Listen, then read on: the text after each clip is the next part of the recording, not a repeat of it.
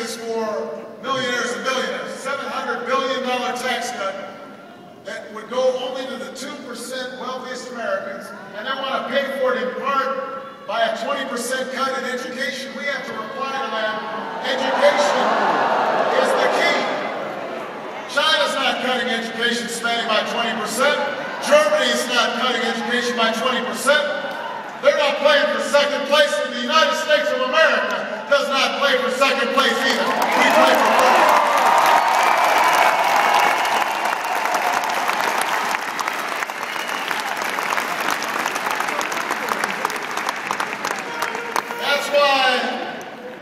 That's why we took tens of billions of dollars. We're going in taxpayer subsidies, unwarranted subsidies to big banks, and send that money to where it needed to go, to students and the families, to help them pay for college. That's why we got a new college tax credit worth $10,000 in tuition relief to every student. That's the future we believe in. That's the choice in this election. That's the America we believe in.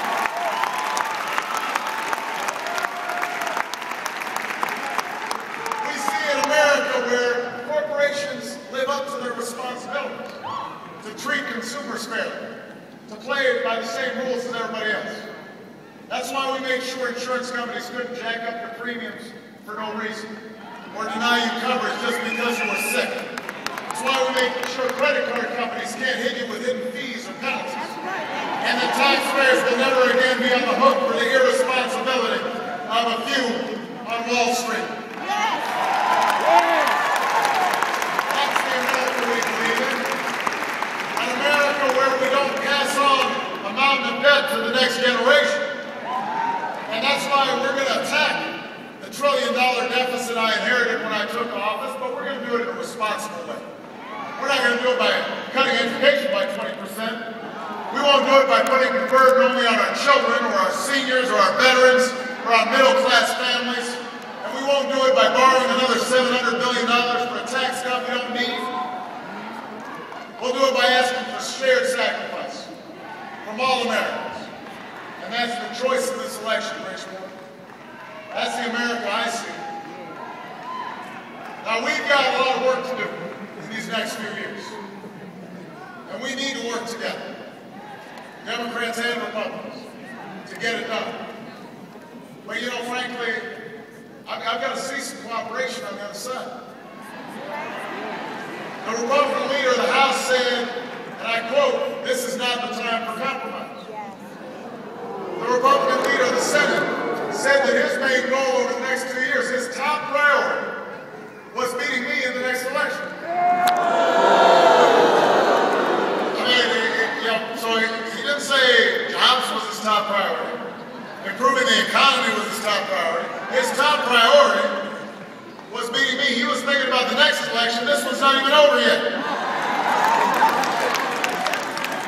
That's the kind of attitude we're fighting against, Bridgeport.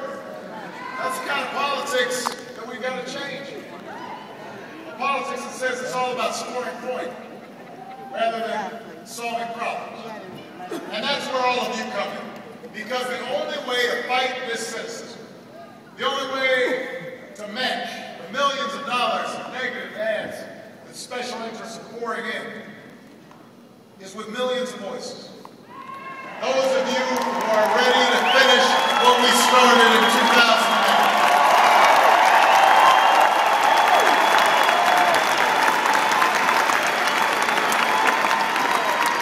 So we need you to get out and vote. If everybody who voted in 2008 shows up in 2010, then we will win this election.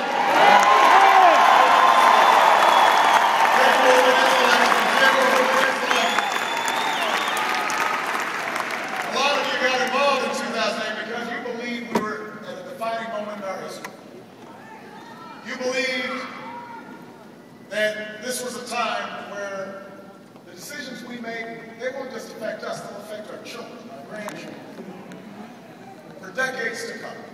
That's why you got involved. That's why you knocked on doors. That's why you made phone calls. That's why some of you voted for the very first time. And you know what? Delivering that change isn't easy.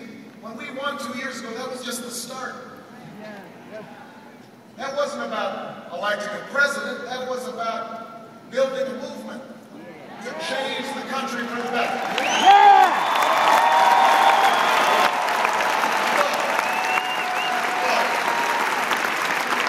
I understand some of the excitement, has faded since election night, inauguration night.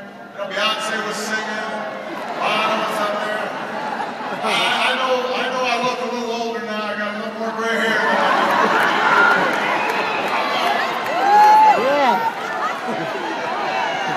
No, Michelle still looks good. I'm looking a little hard.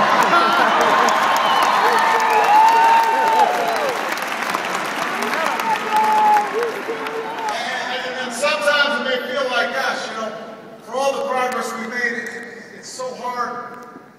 Folks get so angry, and maybe it's not worth it. I want all of you to understand, don't let anybody tell you this fight isn't worth it. Don't let them tell you we're not making a difference.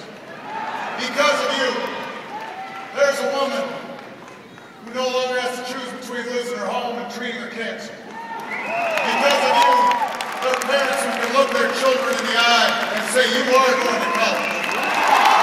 Because of you, there's small businesses that were able to keep their doors open in the depths of recession. Because of you, there are 100,000 young, brave men and women who are now home because we're not fighting in Iraq. Because of you, don't let them tell you change isn't possible. Because the truth is, change has always been hard. This country was founded on hard. 13 colonies coming together, defying the British Empire, that's hard. And then drafting a document with principles that had never been tried in the world before. We hold these truths to be self-evident. That all men are created equal. Endowed by their Creator with certain inalienable rights. That among these are life, liberty, and the pursuit of happiness. That's a hard idea. Nobody was sure whether it was going to work. They had to overcome slavery. Folks had to work for women's suffrage. They had to work and fight for workers' rights. Then they had to struggle some more to make sure that fascism was defeated, and oppression was overcome, and at each and every junction, success wasn't guaranteed. And there were setbacks, and there were people who said, maybe this won't work. There were naysayers. Imagine if our parents and grandparents and great-grandparents had listened to the cynics 50 years ago, or 100 years ago, or 200 years ago. We wouldn't be here today. The only reason we are here is because they faced down their doubts, they faced down their fears, they pushed forward in the face of difficulty, they pushed forward in the face of uncertainty. That's why we came through war and depression, and why we had civil rights and women's rights and workers' rights. That's why, because we had veterans who were willing to fight for what they believed in. We need that spirit today. That spirit today. I need that here in Connecticut, Bridgeport.